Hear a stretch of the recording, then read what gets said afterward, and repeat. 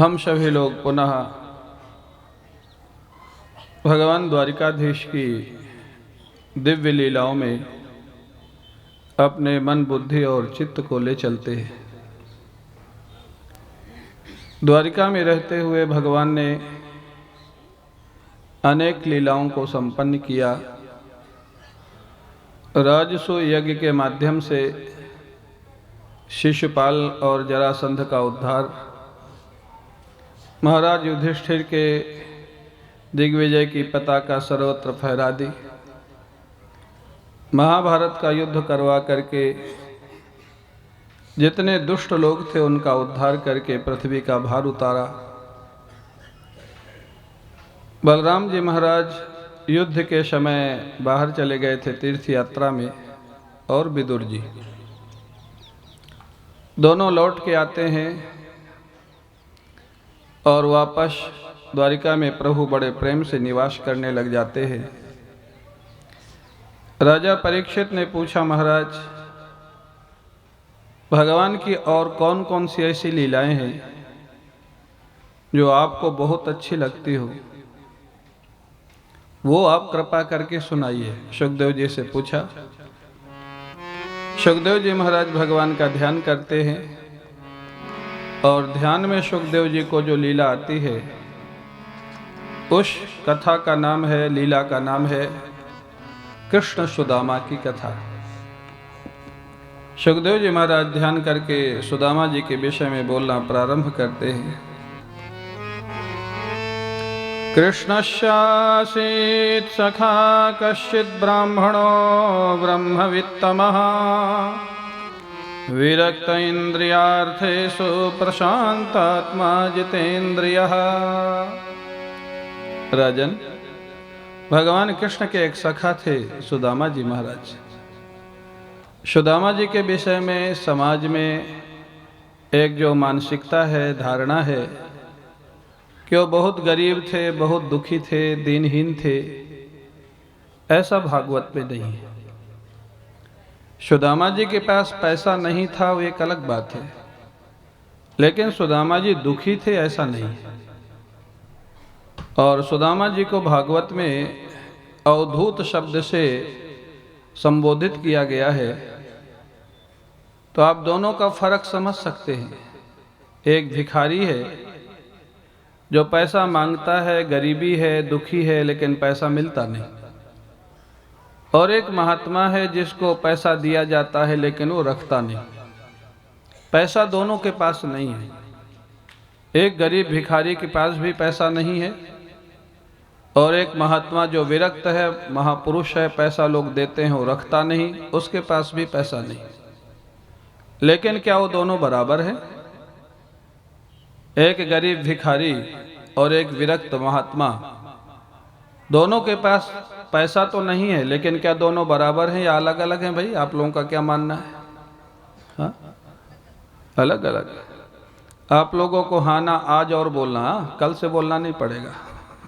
तो इसलिए आप प्रेम से जब मैं जयकारा बुलाऊं तो जयकारा बोलो, और हाँ ना पूछूं तो हाँ ना बोलो। हाँ, और आप लोग नहीं बोलोगे ना तो आज मैं भी यहीं मंच पे सो जाऊंगा फिर। अगर आप लोगों हाँ ना बोलोगे तब तक तो मैं बोलूँगा, नहीं तो मैं भी फिर विश्राम करूँगा। तो सुदामा जी के पास पैसा नहीं, बात सच है, लेकिन वो पैसा रखते नहीं, अवधूत हैं, महात्मा है। और यहाँ पर जो परिचय दिया गया है सुदामा जी का, भगवान कृष्ण के मित्र हैं। भगवान कृष्ण का कोई मित्र होवे, सखा हुए और दुखी हुए, ये दोनों बात होती नहीं।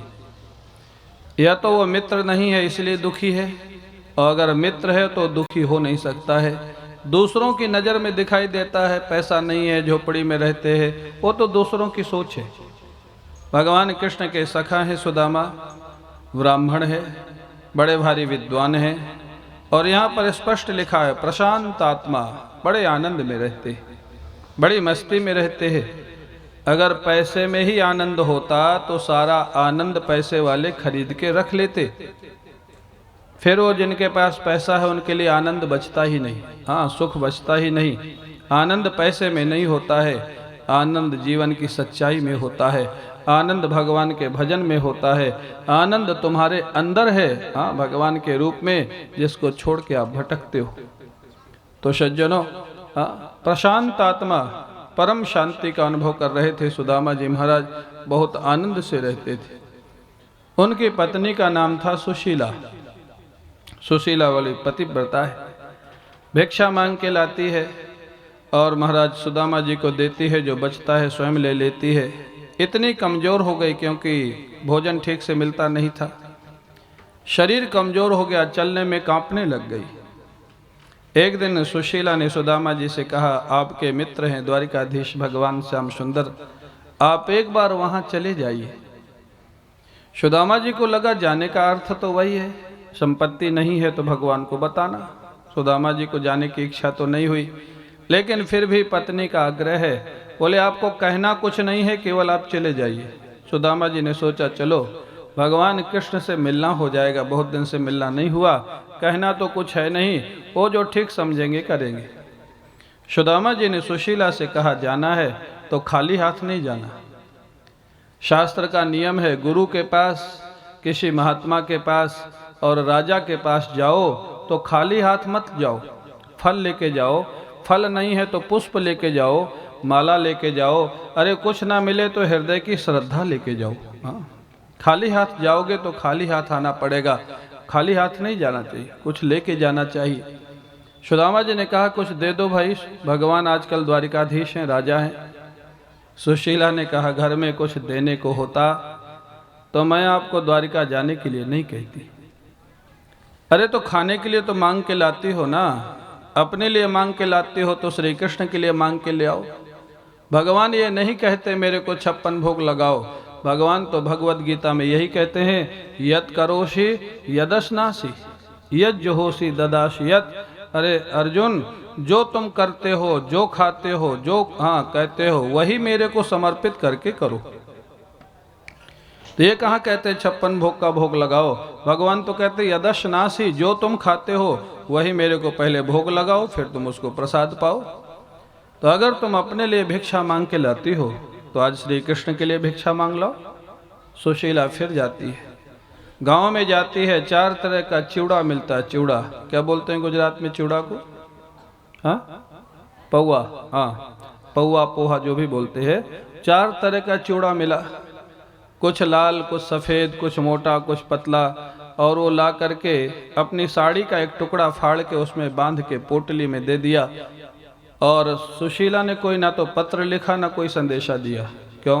वो जानती है श्री कृष्ण बुद्धिमान है, ये पोटली को देखते ही श्री कृष्ण हमारे घर की दशा को समझ लेंगे। पोटली को जब देखेंगे वो समझ जाएंगे इनके कपड़े ऐसे हैं और इनके घर का भोजन ऐसा है, माने बहुत खराब परिस्थिति में जीवन व्यतीत कर रहे हैं।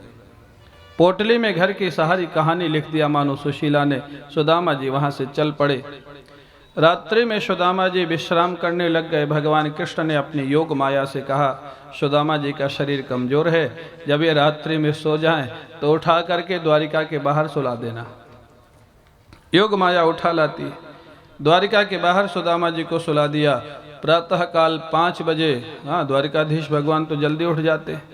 बंदी जन लोग आ गए, द्वारपाल आ गए, जय जयकार बोलने लग गए, द्वारिकाधीश भगवान की, द्वारिकाधीश भगवान की, द्वारिकाधीश भगवान की जय जयकार हुआ। तो सुदामा जी उठ गए, अरे भाई मैं तो जंगल में सोया था, द्वारिका में कैसे पहुंच गया? अब महाराज द्वारपालों से पूछा, है कौन सी नगरी है? द्वारपालों ने कहा द्वारिकापुरी 6। हाँ, 6 बोलते हैं ना इधर, द्वारिकापुरी 6। तो महाराज बोले द्वारिकापुरी, बोले द्वारिकापुरी कैसे आ गई? मैं तो जंगल में सोया था। बोले है तो द्वारिकापुरी ही। अच्छा, तो श्री कृष्ण कहाँ मिलेंगे? द्वारपाल देखने लग गए वो सुदामा जी की तरफ।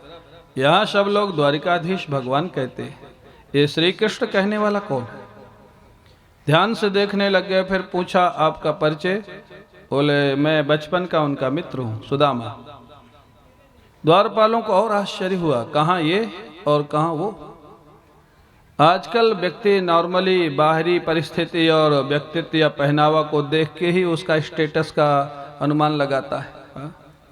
सुदामा जी के कपड़े फटे हुए हैं, शरीर दुबला है, द्वारपालों को भरोसा नहीं हो रहा है कि सुदामा जी कृष्ण के मित्र हो सकते हैं। हाँ, और यही हमारी आपकी भी समस्या है। हम लोग समझते हैं हाँ भगवान हमारे पास बहुत पैसा होगा, बहुत भोग लगाएंगे, श्रृंगार करेंगे तो भगवान खुश होंगे। नहीं, भगवान आपका श्रृंगार नहीं चाहते, भगवान आपका पैसा नहीं चाहते। अरे लक्ष्मी जी जिनके चरणों की सेवा करते हैं उनको आपके पैसे की ज़रूरत नहीं है, उनको आपके मन की ज़रूरत है, आपके भाव की ज़रूरत है। और सुदामा जी के जीवन में है। सुदामा जी हाँ, द्वारपालों को भरोसा नहीं होता है, सुदामा जी को रोक दिया दरवाजे पर। कई लोग कथा में कहते हैं उन्होंने धक्का मार दिया, ऐसे धक्का नहीं मारा। हाँ, भगवान के द्वारपाल और किसी व्यक्ति को धक्का मारे ऐसा संभव नहीं। आपके दरवाजे पर कोई वॉचमैन रहता है, हाँ गार्ड रहता है, कोई आपके घर आवे तो क्या धक्का मार देता उसको? जब आपका वॉचमैन ऐसा व्यवहार नहीं करता तो भगवान के द्वारपाल ऐसा व्यवहार कैसे कर सकते? वो गलत बोलते जो लोग कहते हैं उन्होंने धक्का मार दिया सुदामा जी। उन्होंने कहा आप ठहरिए, हम भगवान को सूचना देते हैं, भगवान का जो आदेश होगा फिर आपको हम बताएंगे। महाराज द्वारपालों ने रोक दिया सुदामा जी को दरवाजे पर, भगवान को जाकर के सूचना दी। एक ब्राह्मण दरवाजे पर खड़ा है, शरीर पर ठीक कपड़े नहीं है, पैर में जूता नहीं है, बड़ा दुबला पतला सा है, द्वारिका को बड़े आश्चर्य से देख रहा है। भगवान कृष्ण ने कहा इतनी भूमिका क्यों बना रहे हो? उसका नाम वाम पूछा है? नहीं पूछा है। कौन है? बोले हाँ, पूछत दीन दयाल को धाम, बतावत अपन नाम सुदामा। और दीन दयाल श्री कृष्ण का परिचय पूछ रहा है, पता पूछ रहा है, अपना नाम सुदामा बता रहा है। प्रभु जैसे सुदामा नाम सुना भगवान पलंग से उछल पड़ते, कूद करके सातों दरवाजों को पार करते हुए भागते भागते महल के दरवाजे पर आ गए। दरवाजे पर देखा सुदामा जी खड़े हुए हैं। भगवान ने सुदामा को देख करके महाराज दौड़ करके उनको अपने गले से लगा लेते हैं। बोलिए भक्तवत्सल भगवान की जय। आंखों से प्रेम के आंसू बहने लग गए। सुदामा इतने दिन तुम मेरे पास क्यों नहीं आए? तुम्हारी ये दशा और मेरा मित्र हो तुम, मेरा मित्र कहला करके अगर तुम्हारी ये दशा है तो बदनामी तो मेरी है। हाँ, मेरा सखा, मेरा मित्र, तुम भले बाहर से ऐसे हो, अंदर से दुखी नहीं हो, आनंद में हो, लेकिन समाज तो यही कहेगा ना सुदामा कृष्ण के मित्र और इतनी खराब परिस्थिति में रह रहे, मेरी बदनामी। यहाँ तक क्यों नहीं आए तुम अभी तक? अब महाराज सुदामा जी को रोते रोते भगवान अंदर ले जाते। द्वारपालों को आश्चर्य हुआ, कौन महात्मा है, ये कौन महापुरुष है जिसके लिए भगवान द्वारिकाधीश इतने विह्वल हो गए, व्याकुल हो गए। अंदर ले जा करके रुक्मणी जी के स्वयं के पलंग में बैठाल दिया सुदामा जी को। नीचे स्वयं बैठ गए, सुदामा जी के चरणों को अपनी गोद में ले लिया। रुक्मणी जी महाराज आके प्रणाम करती हैं, प्रभु कौन है, मैं क्या सेवा करूं? बोले सोने का थाल लाओ, बड़े भारी ये महात्मा है, इनका चरण में अपने हाथ से प्रक्षालन करूंगा। रुक्मणी जी थाल रख के जल लेने के लिए जाती है। भगवान उनके चरण अपने हाथ में रखे हैं, नेत्रों से अश्रुपात हो रहा है भगवान का। और इतना अश्रुपात हुआ, आंसू बहे, जब तक वो जल लेकर के आई, जल की जरूरत ही नहीं पड़ी। भगवान कृष्ण ने अपने नेत्रों के आंसुओं से सुदामा जी के चरणों का प्रक्षालन कर दिया, चरण धो दिए। इतना प्रेम था भगवान का सुदामा जी के प्रति। वो सुदामा दुखी कैसे हो सकते हैं, गरीब कैसे हो सकते हैं? वो तो अमीरों के अमीर हैं। वो सुदामा जिनको भगवान इतना सम्मान देते तो अमीरों के अमीर। जानते हैं हमारे शास्त्र में गरीब और अमीर की परिभाषा की गई, क्या की गई? आप लोग अपने ढंग से गरीब और अमीर अपनी मान्यता रखो, लेकिन शास्त्र में गरीब किसको कहा गया और अमीर किसको कहा गया? भगवान शंकराचार्य कहते हैं, श्रीमान शको यस्त समस्त तोषा। बोले सबसे बड़ा अमीर कौन है? जिसकी इच्छाएं समाप्त हो गई हैं, कामनाएं समाप्त हो गई हैं, जिसको अब कुछ नहीं चाहिए दुनिया में, वही सबसे बड़ा अमीर है। और गरीब कौन है? कोआ दरिद्रो विशाल तृष्णा। बहुत बड़ा गरीब दुनिया का वो है जिसकी बहुत सारी इच्छाएं अभी बाकी हैं, ये भी हो जाए, ये भी हो जाए, ये भी हो जाए, ये भी हो जाए, वो दुनिया का सबसे बड़ा गरीब है। अब आप लोग अपने को देख लेना, आपके जीवन में अमीरी है या गरीबी है। ये पैसे की अमीरी अमीरी नहीं होती। पैसे के अमीर लोग तो बहुत तनाव में रहते हैं, टेंशन में रहते हैं, जहाँ इच्छाएं बहुत ज़्यादा हैं, ये हो जाए, ये हो जाए, ये हो जाए, वो अमीरी नहीं है, वो तो गरीबी है। तो महाराज सुदामा जी अमीरों के अमीर हैं, जहाँ लक्ष्मी जी चरण प्रक्षालन कर रही, जहाँ भगवान उनके चरणों का प्रक्षालन कर रहे हैं, वो सुदामा जी महाराज उनका चरण प्रक्षालन हुआ, पूजन हुआ। भगवान द्वारिकाधीश ने अपना पीताम्बर पहना दिया सुदामा जी को। अब महाराज सब पटरानियाँ इकट्ठी हो गई। भगवान कृष्ण की कितनी रानियाँ थीं मालूम है आप लोगों को? 16,108 सब रानियाँ इकट्ठी हो गई। इतने बड़े महात्मा है, भगवान कृष्ण उनके चरण प्रक्षालन कर रहे हैं। भगवान कृष्ण ने कहा सब लोग प्रणाम करो। सुदामा जी को प्रणाम करने लग गई। रुक्मणी जी ने किया, जाम्बवती ने किया, सत्यभामा ने किया, कालिंदी ने किया, मित्रविंदा ने किया, सत्या ने किया, भद्रा ने किया, लक्ष्मणा ने किया। ये 8 मुख्य पटरानियाँ हैं। सुदामा जी सबको आशीर्वाद देते हैं, आयुष्मती, पुत्रवती, पति प्रिया भव। बड़े भारी पंडित थे, संस्कृत में आशीर्वाद देते। अब महाराज 8 को दिया, 10 को दिया, 50 को दिया, 100 को दिया, 200 को दिया, 500 को दिया। सुदामा जी आशीर्वाद देते देते थकने लग गए। देखा अभी कितने लोग हैं और प्रणाम करने वाले कितनी माताएं हैं, देखा तो 16,108। 500,000 ने किया अभी, तभी वो थक गए। सुदामा जी ने इशारे से पूछा कौन है ये सब, कौन है श्री श्याम सुंदर ये जो प्रणाम करने वाली हैं? श्री कृष्ण ने कहा सब आपके सेविकाएं। हाँ, सुदामा जी बड़ो आश्चर्य करते, अच्छा ये सब सेविकाएं हैं, इतने विवाह तुमने किए हैं श्याम सुंदर? बोले मैंने इतने विवाह किए नहीं हैं, विवाह हो गए। हाँ, सुदामा जी महाराज विनोद में बोले अच्छा श्री कृष्ण तुम इतना रो रहे हो मेरे से मिलने के बाद, इतने विवाह किए और एक विवाह में निमंत्रण पत्र भी नहीं भेजा, मेरे को बुलाया भी नहीं। भगवान कृष्ण भी हंसने लग गए, बोले क्या बताऊं सुदामा, कोई भी विवाह ऐसा हुआ ही नहीं जिसमें निमंत्रण पत्र छपा हो। हाँ, पत्रिका छपी हो, ऐसा कोई विवाह हुआ नहीं। बात सच है ना? आप लोग अगर भगवान के विवाहों की कथा सुने ना भागवत में, एक भी विवाह प्लानिंग के साथ नहीं हुआ है। हाँ, किसी में पत्रिका नहीं छपी, ऐसे हैं आपके कृष्ण भगवान। तो महाराज उसके बाद अब कहते हैं भगवान ने सुदामा जी से पूछा आपने विवाह किया कि नहीं? बोले हाँ किया, एक किया। बोले तो कुछ भेजा होगा मेरे लिए खाने पीने को घर से? बोले नहीं कुछ नहीं भेजा। सुदामा जी पोटली तो लिए थे और चूड़ा लाए थे, लेकिन वो बता नहीं रहे। क्यों?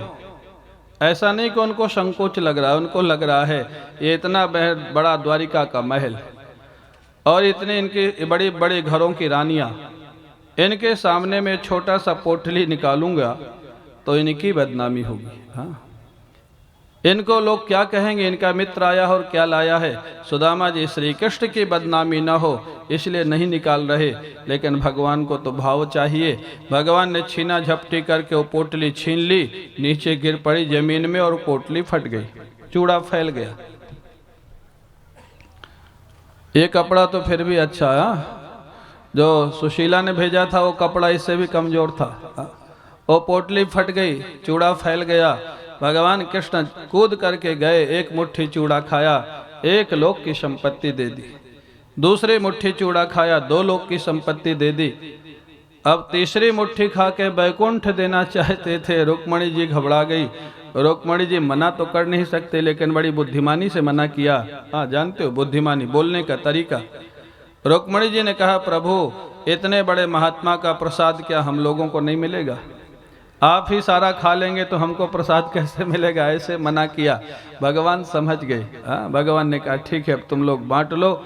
2 मुट्ठी चूड़ा 16,108 रानियों में बांटा गया, एक एक टुकड़ा आया। महाराज सुदामा जी को बड़े प्रेम से भगवान ने रखा रात्रि में, और विश्वकर्मा को आदेश दे दिया रात्रि में जाओ सुदामापुरी को द्वारिकापुरी बना दो। एक रात्रि में उसने द्वारिकापुरी बनाई थी, तो सुदामापुरी को द्वारिकापुरी बनाना है। विश्वकर्मा ने सुदामापुरी को द्वारिकापुरी बना दिया। सुदामा जी बड़े प्रेम से सो जाते हैं, और उसके बाद जब उठते हैं, बाल भोग किया। बाल भोग के बाद भगवान से जब मिलने आए, भगवान चाहते थे कि सुदामा जी जल्दी जाएं सुदामापुरी, तो इनको पता लगे इनके साथ क्या हुआ, कितना अच्छा काम हुआ है। भगवान ने सुदामा जी से पूछा सुदामा जी आज अपने घर जाओगे क्या? मित्र है ना, तो हंसी विनोद भी होता है। अब आपके घर कोई मेहमान आवे और आप सामने से पूछने लग जाओ कि आप जाओगे क्या, तो नहीं भी जाना होगा तो भी क्या बोलेगा, जाएंगे आज। हाँ, वो समझ जाएगा चाहते हैं कि जाएं। हाँ, तो हमारा भगवान कृष्ण ने कहा सुदामा जी आप जाओगे क्या, बोले हाँ जाएंगे। रास्ते में चल पड़े। देखो सुदामा जी की सोच, हाँ जिसको पॉजिटिव थिंकिंग बोलते हैं। सुदामा जी को अभी मालूम नहीं है कि उनको संपत्ति भगवान ने दिया है। रास्ते में जा रहे हैं, सोच रहे हैं क्या भगवान कितने दयालु हैं, मेरे को संपत्ति नहीं दिया। क्यों? वो जानते थे संपत्ति पाने से भजन में बाधा पड़ेगी, भजन कम हो जाएगा, इसलिए भगवान ने मेरे को संपत्ति नहीं दिया। बड़े दयालु, बड़े कृपालु। और जब सुदामापुरी पहुंच गए, वहां देखा उनकी कुटिया गायब, उनकी झोपड़ी गायब। लोगों से पूछा भैया ये हमारी कुटिया थी, झोपड़ी थी, वो कहाँ गई यहाँ? तब तक वो जो सुशीला थी उनकी पत्नी, वो महल के ऊपर से देख लिया सुदामा जी को, सोने के थाल में आरती सजा करके सैकड़ों सेविकाओं के साथ। अब महाराज वो जो है ना सुशीला आरती सजा करके जब आती है, बहुत आश्चर्य होता है। सुदामा जी को आप कौन है पूछा। सुशीला ने कहा आपकी सेविका। सुशीला 2 दिन में इतना कैसे बदल गया? बोले भगवान कृष्ण जाने, मेरे को मालूम नहीं। रात्रि में सोई थी तो कुटिया थी, और प्रातः काल उठी तो महल था, मेरे को कुछ मालूम नहीं। द्वारकाधीश भगवान ने क्या किया? सुदामा जी की आंखों से फिर आंसू आ गए। देखो 2 मुट्ठी चूड़ा मेरा खाया और 2 लोक की संपत्ति दे दी। ऐसे भगवान को कभी भुलाना नहीं चाहिए। हाँ, सूत्र क्या निकला? गरीबी मिले तो गरीबी में भगवान का भजन करो, और भगवान अमीरी देवे, पैसा देवे तो अमीरी में भी भगवान की कृपा का अनुभव करके भजन को कभी मत छोड़ो। हाँ, भजन से समझौता नहीं करना। क्यों? ये जो संपत्ति है जब आती है तब भी पता नहीं लगता है कैसे आ गई, और जब जाती है तब भी पता नहीं लगता है। बहुत लोगों को मैं जानता हूँ जो 10 साल पहले बहुत गरीब थे, आज बहुत अमीर हो गए। बहुत लोगों को मैं जानता हूँ जो बहुत अमीर थे, वो बहुत गरीब हो गए। हाँ, वही व्यक्ति है, वही व्यापार है, वही बुद्धि है, क्या हुआ? कुछ नहीं कर पाते हैं। इसलिए पैसे का अभिमान नहीं करना।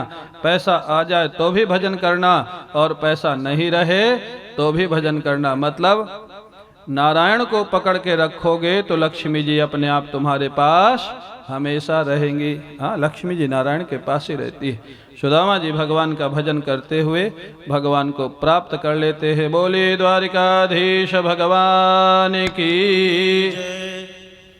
अब 5 मिनट आप लोग भगवान नाम संकीर्तन करो, और फिर शेष कथा आपको संक्षेप में सुनाई जाएगी। 5 मिनट। सुखदेव जी महाराज कहते हैं, राजन, सूर्य ग्रहण का पावन पर्व था, और हरियाणा में कुरुक्षेत्र नाम का एक सुंदर स्थान है, जहाँ एक सरोवर है। सूर्य ग्रहण का स्नान करने से वहाँ बहुत पुण्य होता है। सारे देश के लोग गए हुए थे। इधर ब्रज से नंद बाबा, जशोदा मैया, गोपियाँ, राधा रानी, ग्वाल बाल सभी गए थे, और मथुरा से वसुदेव जी, देवकी मैया, श्री कृष्ण, बलराम, ये सभी आए थे। कुरुक्षेत्र में जैसे ही कृष्ण बलराम को पता लगा नंद बाबा आए हैं, आज वर्षों के बाद मिलना हो रहा है।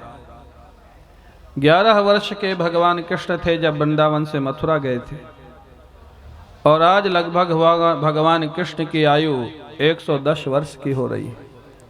100 साल बाद, 100 साल की प्रतीक्षा, ये ब्रजवासियों के प्रेम की पराकाष्ठा है। एक एक दिन करके निकालना, 100 साल निकाल दिया भगवान कृष्ण की प्रतीक्षा में मिलन के लिए।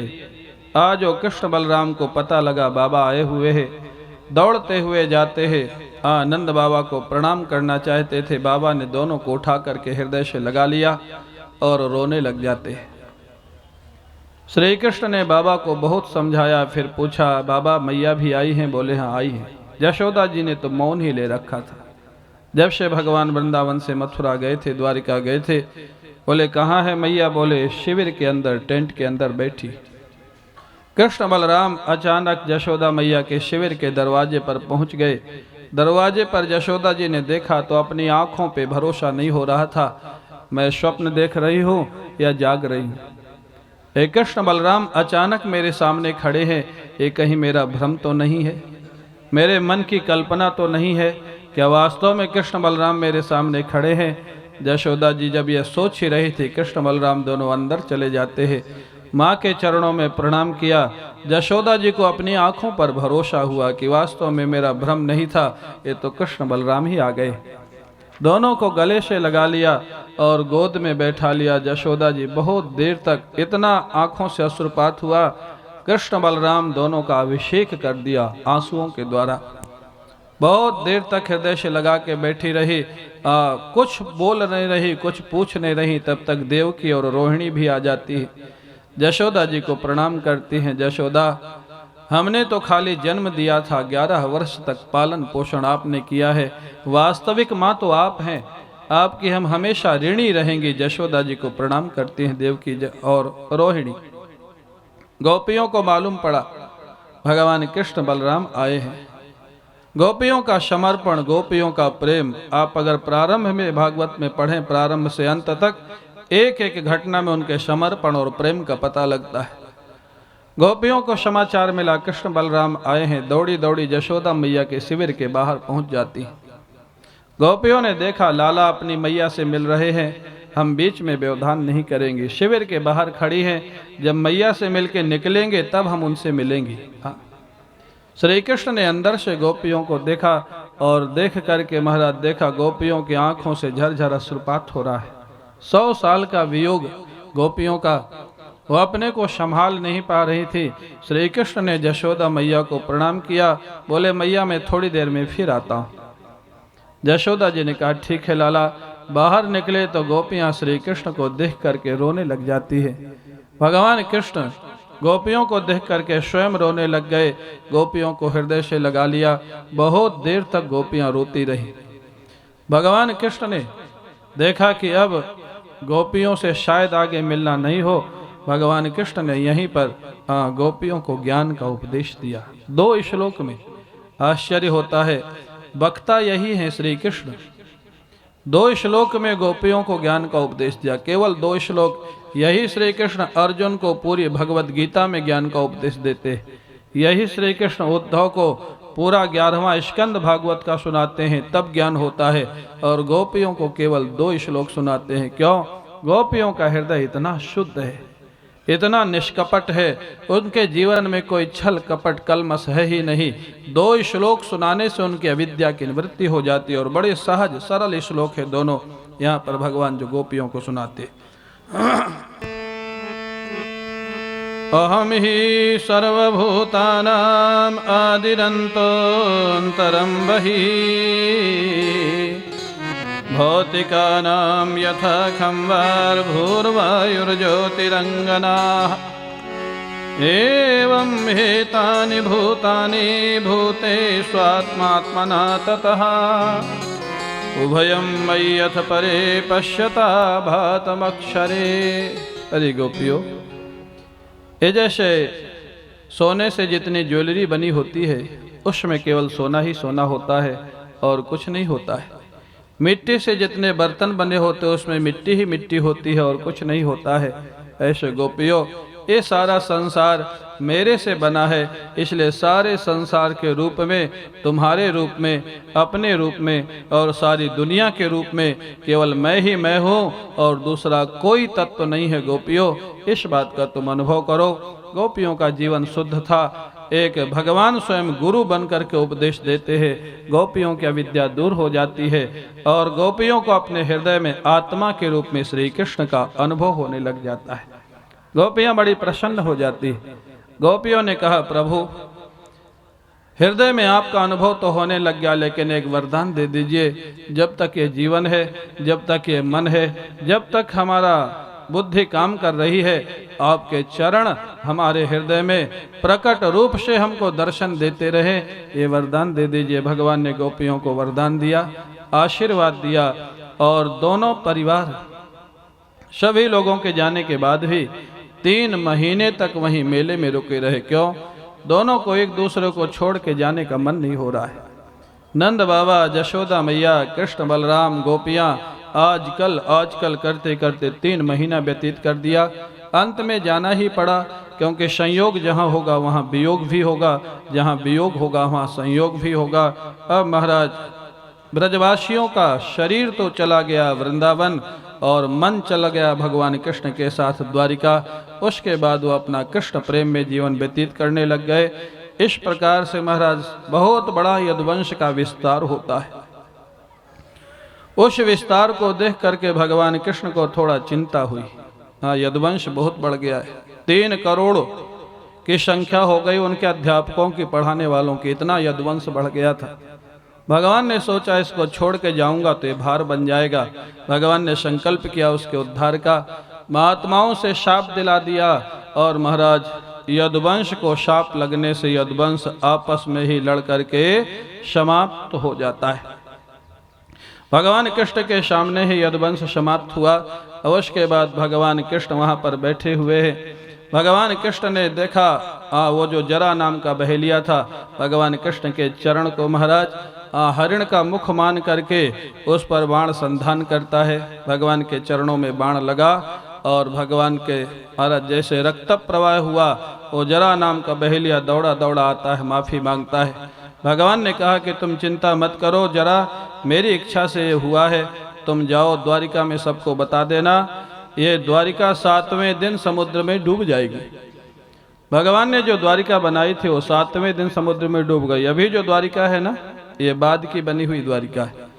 समुद्र में डूबी हुई द्वारिका के अवशेष वैज्ञानिकों को मिले हैं और उन्होंने प्रूव किया है, प्रमाणित कर दिया है कि 5000 साल पहले का बना हुआ कंस्ट्रक्शन है। 5000 साल पहले द्वारिका भगवान ने बनाई थी। ये जो भागवत में लिखा है प्रमाणिक है, ये प्रूव हो चुका है। भगवान ने कहा सबको बता दो, अर्जुन के साथ हस्तिनापुर चले जाएं, द्वारिका 7वें दिन समुद्र में डूब जाएगी। दारुक वहां से जाता है। भगवान कृष्ण ने अपने कमल नेत्रों से सबको देखा एक बार, और अचानक जैसे बादलों में बिजली चमकती है, प्रकाश होता है, ऐसे अचानक प्रकाश हुआ और भगवान सशरीर अपने धाम को चले जाते हैं। बोलिए द्वारिकाधीश भगवान की, द्वारिकाधीश भगवान की, द्वारिकाधीश भगवान की। एक रूप से भगवान गोलोक चले जाते हैं, दूसरे रूप से भगवान भागवत जी में प्रवेश कर जाते हैं, इसलिए भागवत जी को भगवान का स्वरूप कहा जाता है। बोलिए भागवत भगवान की, भागवत भगवान की। भगवान के जाने के बाद तद्दिनात कलिरायातः, बोले उसी दिन से कलयुग का आगमन हो गया, जिस दिन भगवान का सुधाम गमन हुआ और भगवान की बनाई हुई सारी व्यवस्था को बिगाड़ दिया। अभिप्राय, समाज सेवा जरूर करना चाहिए, व्यवस्था जरूर बनानी चाहिए, लेकिन ये व्यवस्था हमेशा बनी ही रहेगी ये आशा नहीं रखना चाहिए। भगवान राम ने व्यवस्था बनाई, बाद में बिगड़ गई। कृष्ण जी ने बनाई, बाद में बिगड़ गई। बड़े बड़े महात्माओं ने संस्थाएं बनाई, बाद में बिगड़ गई। ये सृष्टि का नियम है, एक दिन जो बनता है वो एक दिन बिगड़ जाता है, इसलिए उसमें चिंता नहीं करना चाहिए। कलयुग आ गया, सारी व्यवस्था को बिगाड़ देता है। महाराज यहाँ लिखा है जब कलयुग अपने अंतिम चरण में पहुंच जाएगा, कलयुग की आयु मालूम है कितनी आप लोगों को? कलयुग कितना बड़ा है? 4,32,000 वर्ष की इसकी आयु है कलयुग की, और उसमें से अभी 5,300 वर्ष गया है। 4,32,000 वर्ष में 5,300 वर्ष गया है, बाकी कलयुग अभी बाकी है। अभी तो कलयुग का समय बहुत बाकी है, लेकिन अभी प्रलय नहीं होगा। ये लोग जो फॉरकास्ट करते रहते हैं ना, 2013 2012 दिसंबर के लिए को किया था फॉरकास्ट ना, प्रलय होगा प्रलय होगा। हाँ, बहुत लोगों ने हमको फ़ोन किया, बोले हम लोग वृंदावन आ रहे हैं। दिसंबर की फॉरकास्ट थी ना, 21, 22, 23, 3 दिसंबर, 3 दिन का। बोले हम लोग वृंदावन आ रहे हैं। मैंने कहा क्यों? बोले अब तो प्रलय होने वाला है, तो वहीं आके शरीर छोड़ेंगे। मेरे को बहुत हंसी आई। मैंने कहा ठीक है, अच्छी बात है, इस डर से वृंदावन तो आ जाओगे, चलो आ जाओ, कोई बात नहीं, प्रलय तो नहीं होगा लेकिन तुम आ जाओ वृंदावन। हाँ, तो ये तो वैज्ञानिक लोग अपना रिसर्च करते रहते हैं, अलग बात है, लेकिन प्रलय अभी करोड़ों वर्ष होने वाला नहीं। 4,32,000 वर्ष का भी कलयुग जाएगा, उसके बाद फिर सतयुग आएगा। हाँ, अभी तो 28वां राउंड चल रहा है, 28वां 28th राउंड। हाँ, और ये 71 राउंड जब पूरे हो जाएंगे, जानते हो एक राउंड कितने कितने लाख वर्ष का होता है? भागवत में सारी काउंटिंग लिखी हुई है। 43 लाख 20 हजार वर्ष का एक राउंड होता है और 28वां राउंड चल रहा है। 71 राउंड जब पूरे हो जाएंगे तब जाकर के महाराज, हाँ कहीं आप सोचना तो बहुत अभी दूर है। हाँ, एक मनवंतर होता है और 14 मनवंतर का ब्रह्मा जी का एक दिन होता है, उसके बाद रात्रि होती है। तो प्रलय वलय अभी होने वाला नहीं है, उपद्रव हो सकते हैं, प्राकृतिक प्रकोप हो सकते हैं, भूकंप है, सुनामी है, वो एक अलग बात है। तो महाराज कलयुग के अंत में जब बहुत हाहाकार मच जाएगा, दुष्टों की बाढ़ आ जाएगी। हाँ, अभी भी थोड़ा बढ़ रहे हैं लेकिन कम ज्यादा होते रहते। दुष्टों की बाढ़ आ जाएगी, कथा कीर्तन बंद हो जाएंगे, हवन बंद हो जाएंगे, गौ सेवा बंद हो जाएगी। तब भगवान का अवतार होगा दक्षिण भारत में। दक्षिण भारत में कर्नाटक प्रदेश में संभलपुर नाम का एक गांव होगा। विष्णु यश शर्मा नाम का ब्राह्मण होगा, उसके बेटे के राम से बेटे के रूप में कल्कि भगवान का अवतार होगा और वो घोड़े पर बैठ करके सारे दुष्टों का विनाश करेंगे और उसके बाद सतयुग का आगमन होगा। ये सारा भागवत में भविष्य का लिखा हुआ है और जो जो लिखा है वो सत्य होता है। हाँ, अब सुखदेव जी महाराज ने अंत में राजा परीक्षित को अपने अंतिम उपदेश दिया। राजन, बड़ा सुंदर उपदेश दिया। हाँ, त्वं तु राजन् मरिष्यते पशुबुद्धिम् इमां जहि न जातः प्रागभूतोद्य देहवत्वं न नंक्षसि। राजन, तुम्हारी मौत होती है, इस भ्रम को हमेशा हमेशा के लिए निकाल दो। मौत होती ही नहीं तुम्हारी, न तुम्हारा जन्म हुआ है, न तुम्हारी मौत होती है। ये तो एक शरीर का धर्म है, आत्मा इससे बिल्कुल अलग है। इस बुद्धि को निकाल दो। और ये बहुत विलक्षण बात है यहाँ जो सुखदेव जी समझा रहे, आपके हमारे काम की बात है। अगर आपसे ही पूछा जाए कि मौत किसकी होती है, आप बता सकते किसकी मौत होती है? मौत से डरते सब लोग हैं। हाँ, सांप काट लेगा क्या होगा? मर जाएंगे। कोई गोली मार देगा क्या होगा? मर जाएंगे। कैंसर हो गया क्या होगा? मर जाएंगे। अरे मौत होती किसकी है, क्या कभी विचार किया? हमारे गुरु जी कहते थे कि आज तक अगर हम और आप मरे होते कभी तो आज यहाँ बैठे नहीं होते। सबसे बड़ा प्रमाण यही है कि हमारी आपकी कभी मौत हुई नहीं। मौत नाम किसका है? हाँ, क्या बता सकते हैं कौन मरता है? जीवात्मा मरता है या शरीर मरता है? कौन मरता है बताइए? हाँ, शरीर मरता है। ठीक है, तो शरीर को या तो अग्नि में जला दिया या पानी में बहा दिया या मिट्टी में दबा दिया, लेकिन शरीर में 5 भूत हैं, आकाश, वायु, अग्नि, जल और पृथ्वी। ये पांचों पंचभूत में मिल जाते हैं। आकाश आकाश में, वायु वायु में, अग्नि अग्नि में, जल जल में, पृथ्वी पृथ्वी में।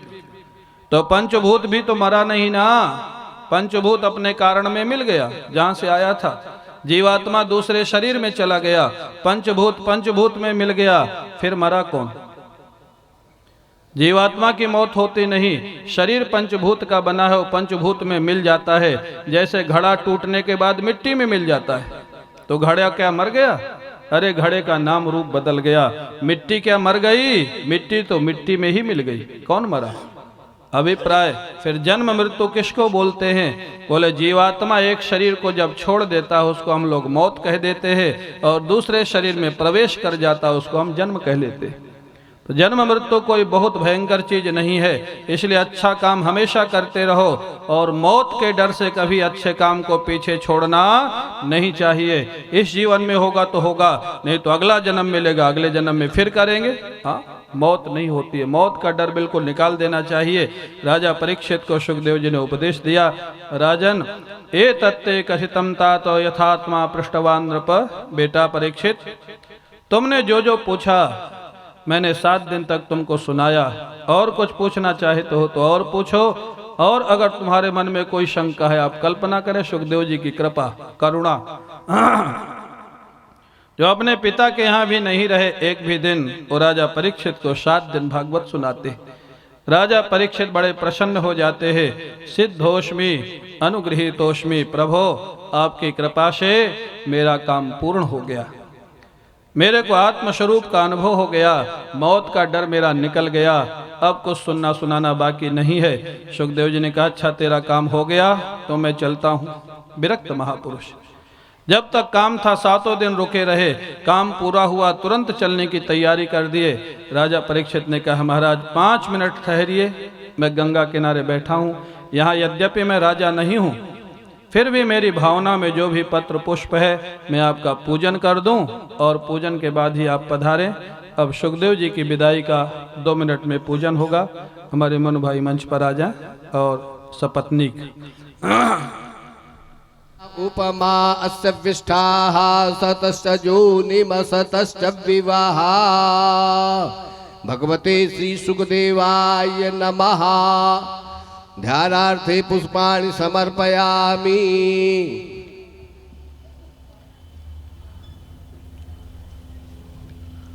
सर्वोपचारार्थे गंधाक्षत पुष्पाणि समर्पयामि। ओम मा त्वां गंधर्वा अखनस्त्वामिन्द्र स्वां बृहस्पतिः त्वामो सोमो राजा विद्वान् यक्ष्मादमुच्यत। एतानि गन्धाक्षत पुष्पाणि समर्पयामि पुष्पमालां परिधापयामि। ओम मा औषधीः प्रतिमोदध्वं पुष्पवतीः प्रसूवरीः यस्वा इव सज्जित्वरीर्धः पारैष्णवः।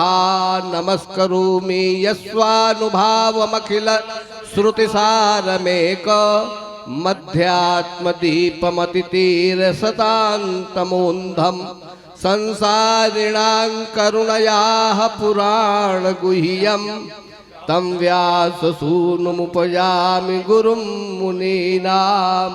भगवते श्री सुखदेवाय नमः। नमस्करोमि पुनः पुष्पाणि गृहीत्वा। ओम मा विष्णोर्राटमसि विष्णोः स्नप्त्रेस्थो विष्णोः स्युरसि विष्णोर् शिव वैष्णवमसि विष्णवे त्वा। भगवते पुराण पुरुषोत्तमाय नमः। सर्वोपचारार्थे गंधाक्षत पुष्पाणि समर्पयामि। त्वां गंधर्वा अखनस्त्वामिन्द्र स्वां बृहस्पतिः त्वामुखदेश राजा विद्वान् यक्ष्मादमुच्यत। ओषधीः प्रतिमोदध्वं पुष्पवतीः प्रसूवरीः इव सज्जित्वरीर्वेरुधः पारवः। भगवते पुराण पुरुषोत्तमाय नमः। पुष्पमालां परिधापयामि।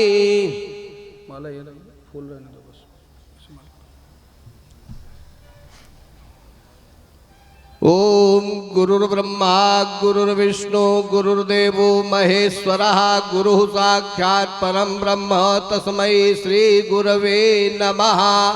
अखंडमंडलाकारं व्याप्तं येन चराचरं तत्पदं येन तस्मै श्री गुरवे नमः। नमस्करोमि।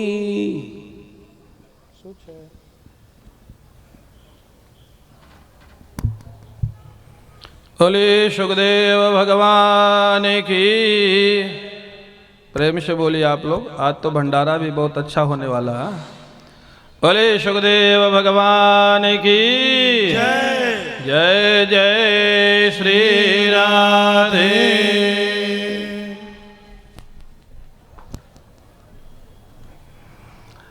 सुखदेव भगवान का पूजन होता है और सुखदेव जी वहाँ से विदाई लेके चल पड़ते हैं।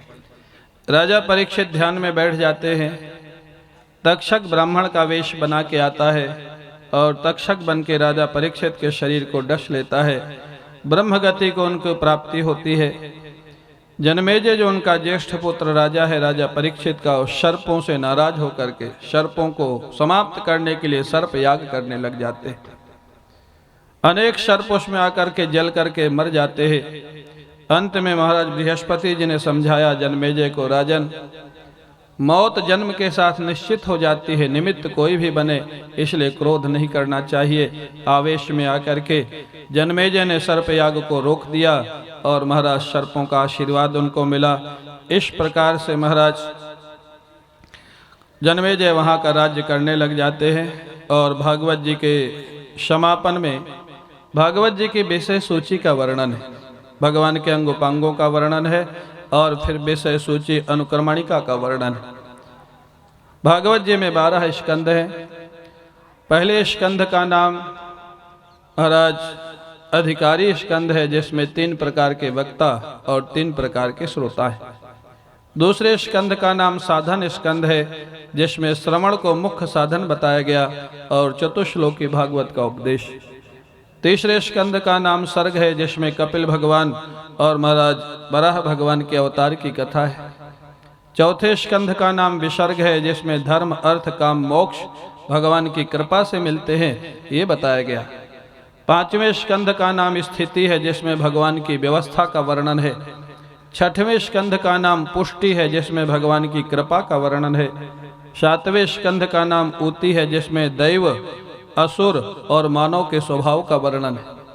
आठवें स्कंद का नाम मनवंतर है, जिसमें भगवान के अनेक अवतार वामन भगवान के अवतार का वर्णन है। नौवें स्कंद का नाम ईशानु कथा है, जिसमें भगवान श्री राम और श्री कृष्ण के जन्म की कथा का वर्णन है। 10वें स्कंद का नाम है निरोध, जिसमें भगवान कृष्ण की बहुत मनोहर बाल लीलाओं का वर्णन है। मथुरा लीला और द्वारिका लीला का वर्णन है। 11वें स्कंद का नाम है मुक्ति स्कंद, जिसमें भगवान का उद्धव जी को ज्ञान का उपदेश का वर्णन है और भगवान के स्वधाम गमन का वर्णन है। 12वें स्कंद का नाम है आश्रय, जिसमें सुखदेव जी का अंतिम उपदेश, सुखदेव जी की विदाई और महाराज जन्मेजय के महाराज राज्य का वर्णन और मार्कंडेय जी के प्रेर दर्शन का वर्णन है। इस प्रकार 12 स्कंद भागवत में पूर्ण होते हैं। आप कहेंगे बाद में ये सब क्यों सुनाया जाता है कि भागवत में क्या क्या है, पहले सुनाया जाना चाहिए। बोले भागवत की एक परंपरा है, जो लोग 7 दिन नहीं आ सके, आज कुछ लोग ऐसे आए होंगे जो 7 दिन पीछे 6 दिन नहीं आए होंगे, आज ही आए होंगे, तो बोले वो अगर इन भागवत की कथाओं का नाम भी सुन लें तो उनको भागवत सुनने का लाभ मिल जाता है, पुण्य मिल जाता है। तब जो लोग 7 दिन सुने हैं वो थोड़ा निराश हो रहे होंगे कि ये तो आज जो आए उन्होंने भी लाभ ले लिया और हम तो 7 दिन से सुन रहे हैं, तो बराबर कैसे हो गया। तो ये कहने का एक तरीका है। हाँ, वो पूरा लाभ तो उन्हीं को मिला जो 7 दिन तक सुने। बोले आज आए उनको क्या मिला, बोले आज जिन्होंने कथाओं के नाम सुन लिए, कभी भगवान की कृपा होगी तो पूरी कथा सुनने का भी उनका मन होगा, तब उनका भला होगा, लाभ होगा, कल्याण होगा। अंत में महाराज 2 श्लोक सबको बोलने होते हैं, मैं बोलूँगा उसके बाद आप बोलेंगे। ये श्रोता की मर्यादा को पूरा करने के लिए। क्यों? श्रोता प्रश्न करता था तब वक्ता उसका जवाब देता था। आजकल वो परंपरा हम लोग नहीं चलाते हैं। क्यों? अब श्रोताओं को छूट दे दिए जा कि आप पूछो उसके बाद भागवत हम सुनाएंगे, तो भागवत होगी कि रामायण होगी कि महाभारत होगा, ये कहना कठिन हो जाएगा। अब श्रोता अलग अलग प्रश्न पूछेंगे, क्या क्या पूछेंगे मालूम नहीं। तो 2 श्लोक हैं, बड़े सीधे सीधे श्लोक हैं, वो मैं आपको सुनाऊंगा और एक एक चरण बोलूंगा, पीछे से आप लोग बोलेंगे। भवे भवे यथा भक्ति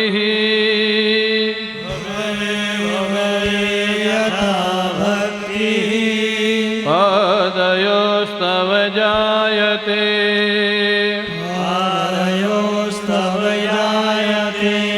तथा कुरुष्व देवेश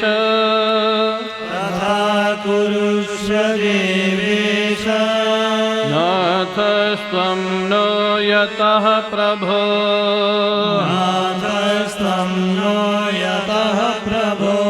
भवे भवे यथा भक्तिः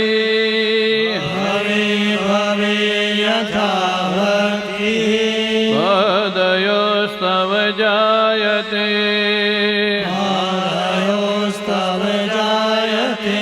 तथा कुरुष्व देवेश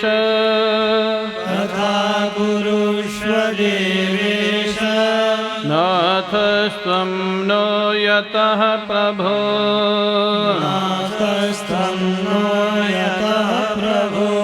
नाम संकीर्तनं यस्य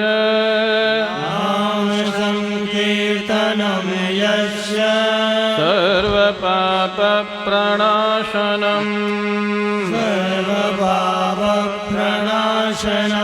प्रणामो दुःखशमनं शमनः प्रणामो दुःख शमनः तं नमामि हरिं परम् तं नमामि हरिं परम् नाम संकीर्तनं यस्य नाम संकीर्तनं यस्य सर्वपापप्रणाशनम् सर्वपापप्रणाशनम् प्रणामो दुःखशमनः प्रणामो दुःखशमनः तं नमामि हरिं परम् तं नमामि हरिं परम् तं नमामि हरिं परम् नमामि हरिं परम् तं नमामि हरिं परम् नमामि हरिं परम् बोलिए भागवत भगवान की जय द्वारिकाधीश भगवान की रणछोड़ राय भगवान की सद्गुरुदेव भगवान की जय जय श्री राधे। इस प्रकार से ये सप्त दिवसीय आयोजन भागवत कथा सप्ताह आयोजन विश्राम की ओर जा रहा है। कथा समाप्त कभी नहीं होती है, क्योंकि कथा पूर्ण कभी नहीं होती है। हरि अनंत, हरि कथा अनंता। भगवान की कथा अनंत है, भगवान अनंत है। आप लोगों ने बहुत प्रेम से मनु भाई के इस आयोजन में आकर के कथा का आनंद लिया और कथा का आनंद दिया। मेरे को थोड़ा यही डर था, गुजरात है और थोड़ा गांव का क्षेत्र है, लोग हिंदी ठीक से समझेंगे कि नहीं।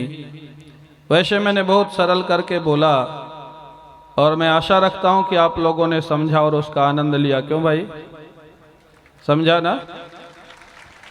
तो ये तालियां आपकी बता रही हैं कि आपने उसका आनंद लिया और उसको समझा, भगवान की कथा को।